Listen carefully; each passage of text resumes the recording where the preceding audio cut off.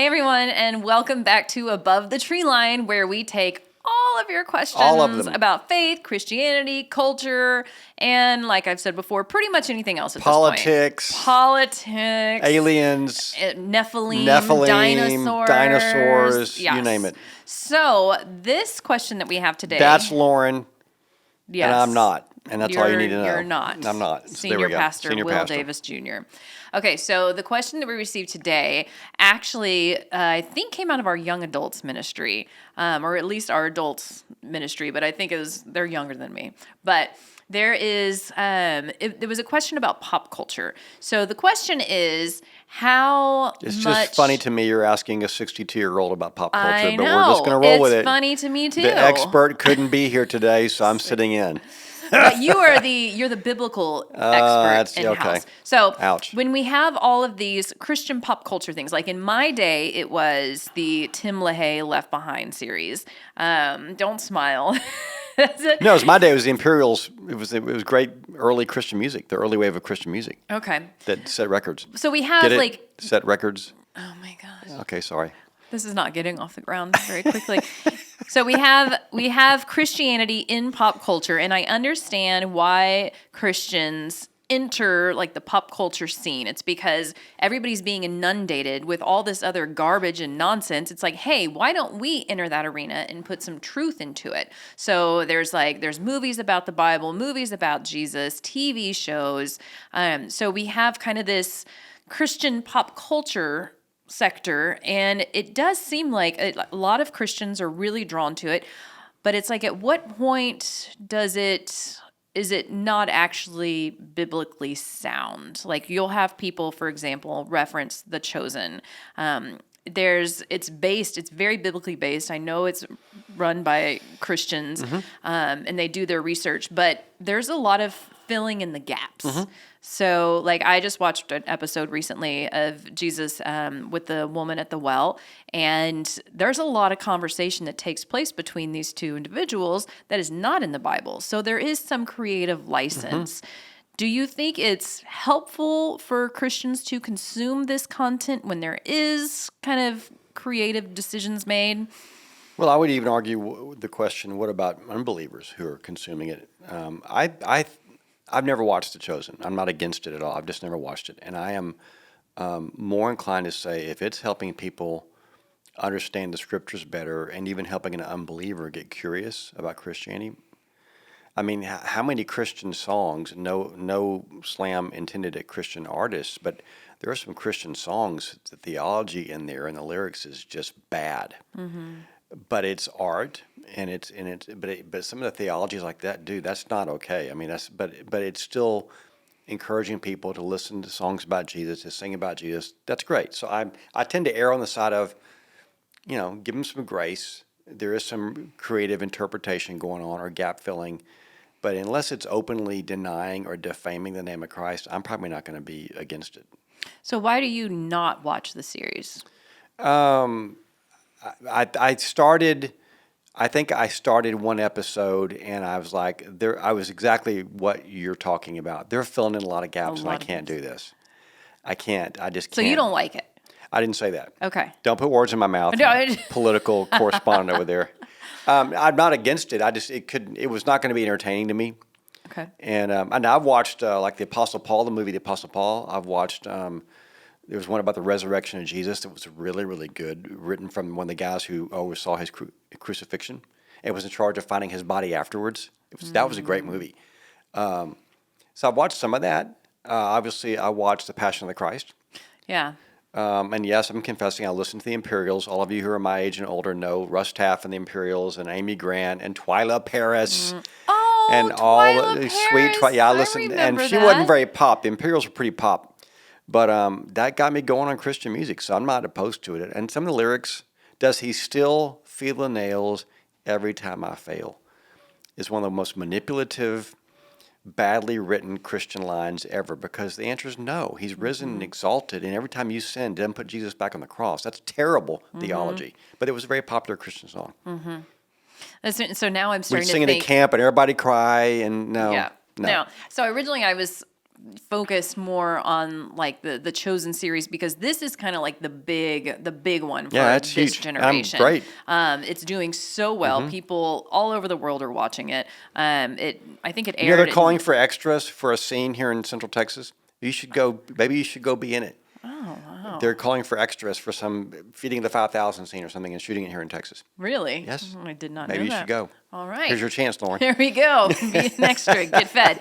So, but now I'm also thinking about these movies like Noah, for example. Oh my gosh. Sorry. Did you? Okay. Like there's not enough drama and God destroying the world and Right. causing it. So we have to add a fight and an army and make Noah a warrior. Mm-hmm. Because there's not enough storyline there to make it float the by. rock creatures that rose up out of the ground. I never saw that movie. I didn't the see rock Noah. creatures were the Nephilim. Okay. Oh, there we go. They were. They're back. That's what they're back. And then they were freed from their rock bodies after the flood started. Anyways, so these movies, like if you're not familiar with the Bible and you're watching Noah, for example, how much influence should this have? Is it I don't know, is it helpful? I'm going to still argue it's more helpful than I remember when what was the Jewish cartoon series with the pesky kids that were in so much trouble. They did the entire Passover story, never mentioned God.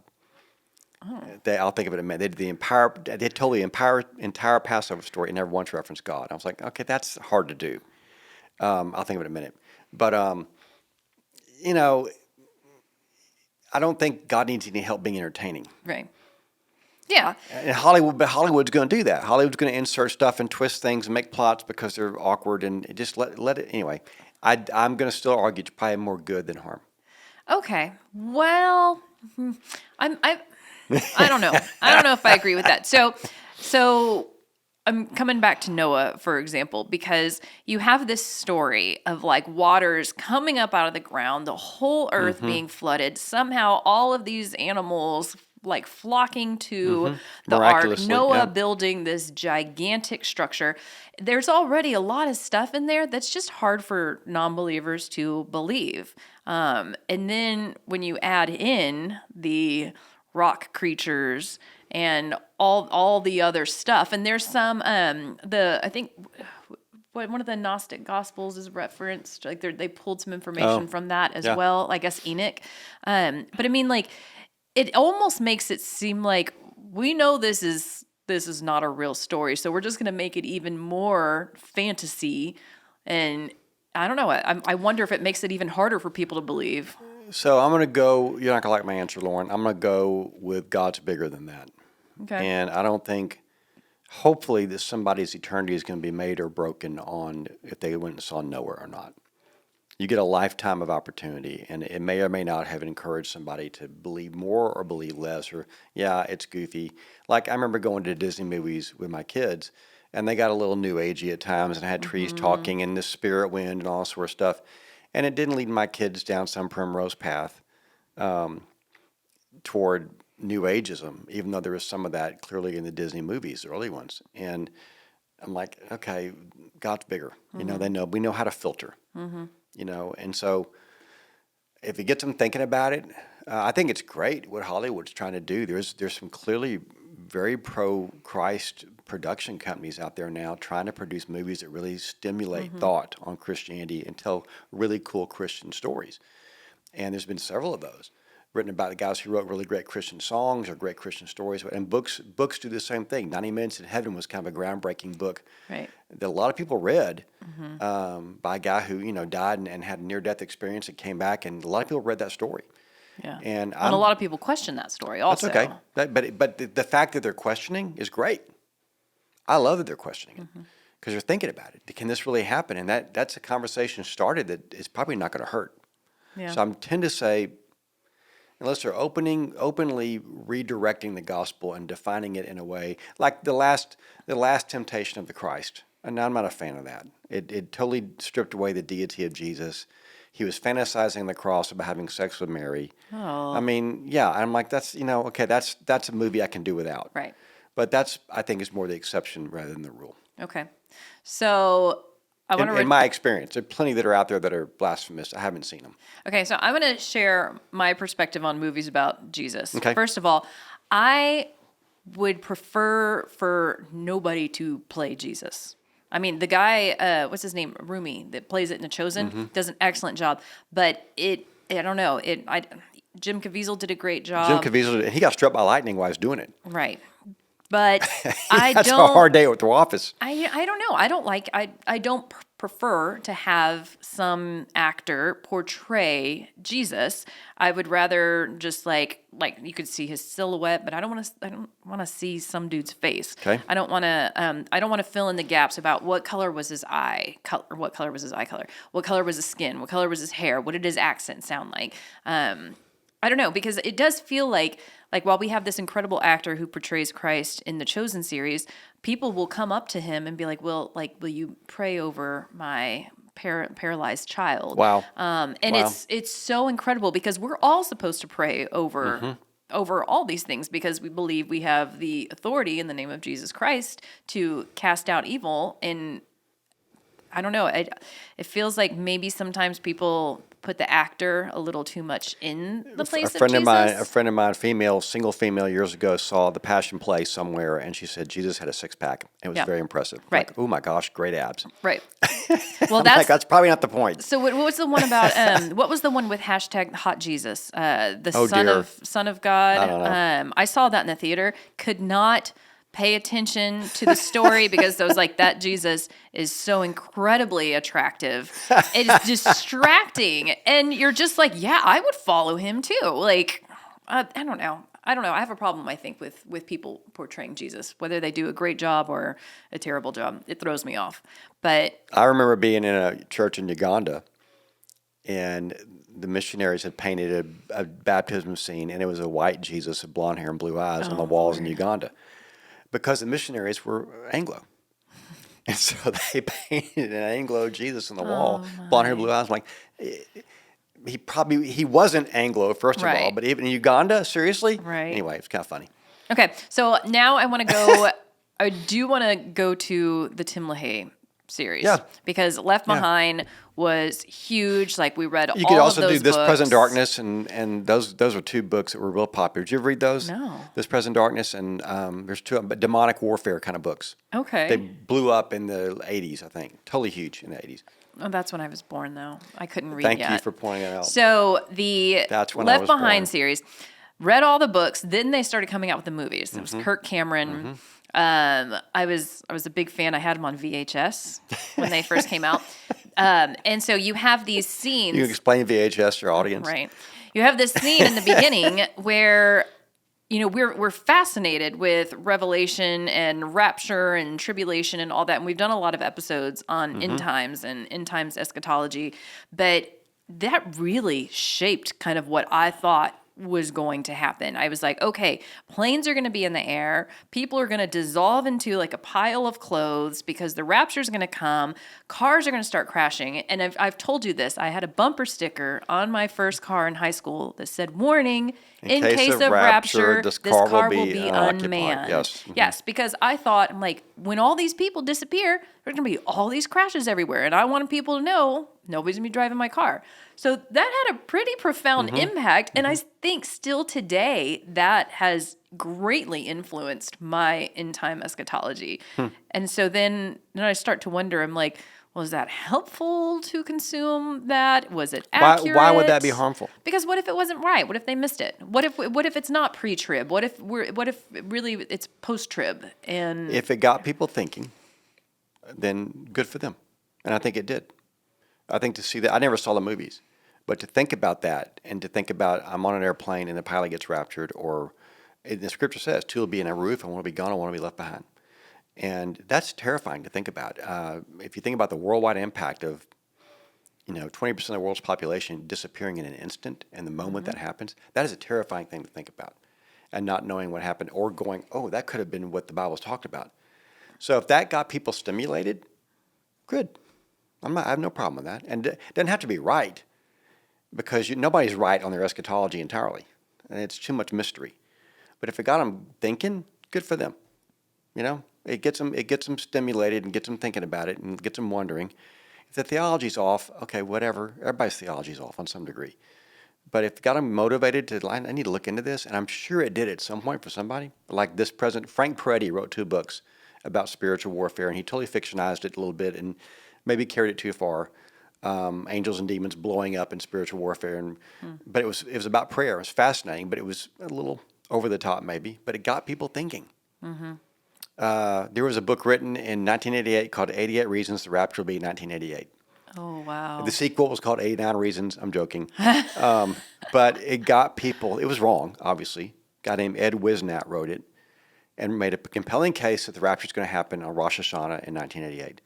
And it got people witnessing. They thought the world was going to end. Right. But then they were wrong, and don't you think that completely undermines, like, people be like, oh, you were wrong. Everything else you said was wrong. No, he was wrong in his compilations. But it got a lot of people thinking, I didn't need more evangelistic. I needed to, because it could be tomorrow. And so he missed it. But the good news is it got people talking about their faith.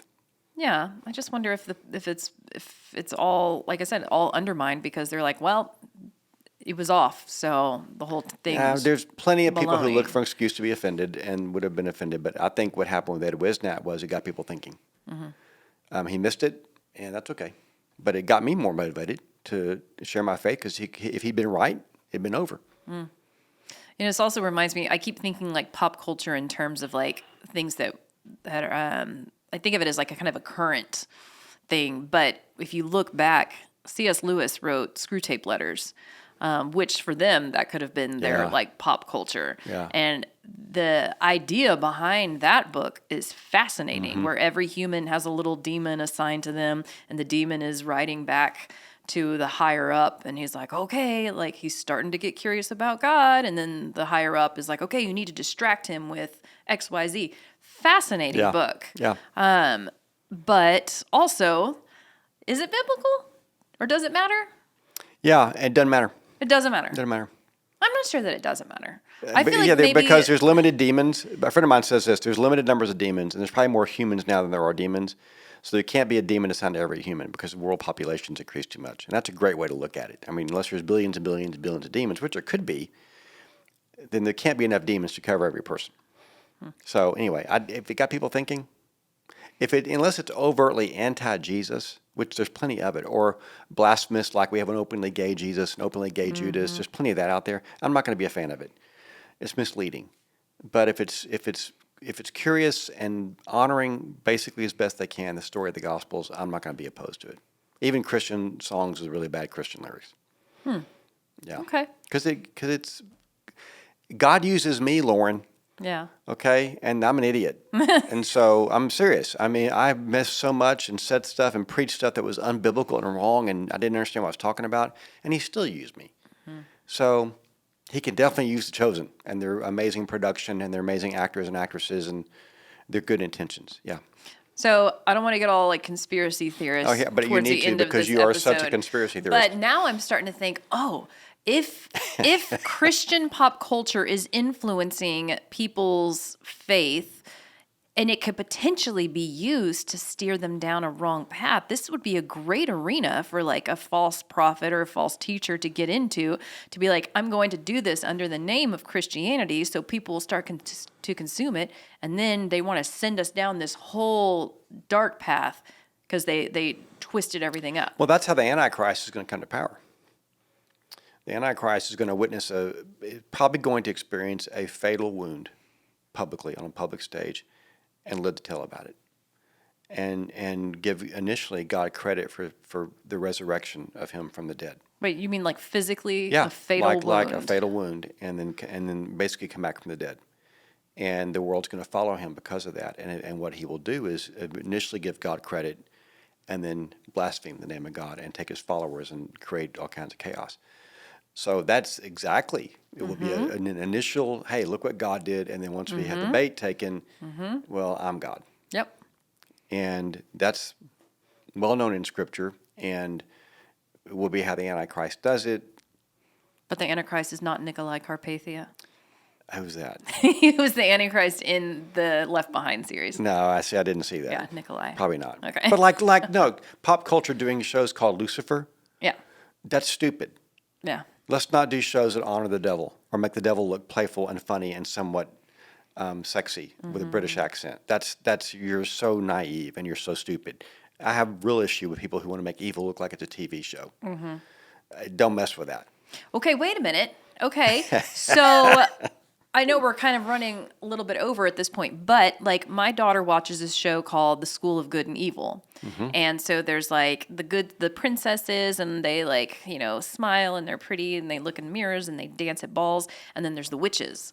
Do you think that's harmful to watch?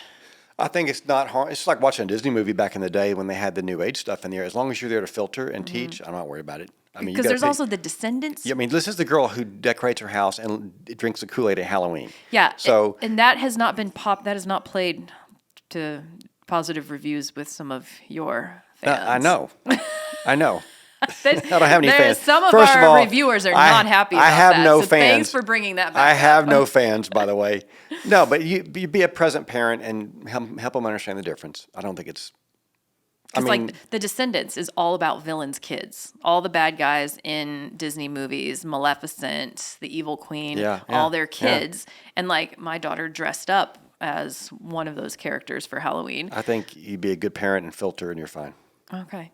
You're a lot more laid back on this because I've gotten older who we're not chill about this topic at all. I don't have a lot of fear. God doesn't need defending. I mean, in Islam, if you insult Islam, you should be killed. I'm like, well, Allah can defend himself.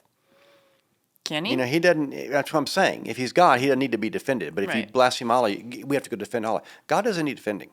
God can handle himself. And so if there's some goofy theology in a Disney flick, I'm not going to lose a lot of sleep over it because it's a Disney flick. But if there's loopy theology in a Christian film, you're also not going to lose sleep over it? Probably not. Okay. Because everybody's got some loopy theology somewhere. As long as it's not dismantling Jesus and dishonoring Jesus, I'm probably not going to say much about it. Okay. There's bigger issues in the world than what Disney's doing right now or than what the Left Behind series did or what the Christian Song says. There's bigger issues in the world. So I'm going to focus on those and let people who maybe have more time on their hands and more energy deal with stuff like what's in pop culture. Well, I know several people who are spending a lot of time talking about what's in pop culture. Okay. There you go. So, and we're over. Yeah, we're over. Fantastic question. This conversation went a lot of different ways. I wasn't expecting it to. So thank you guys so much for asking these questions. We love you guys. You're so good. You're the best. We love you guys. We love your questions. So please continue to chime in and join us every week. And if you would like to, you can leave a review on one of our podcast platforms. Or send us a question. We're starting to see those come in. So thank you so much. Thank you for your words of encouragement. We will look forward to seeing you guys next week.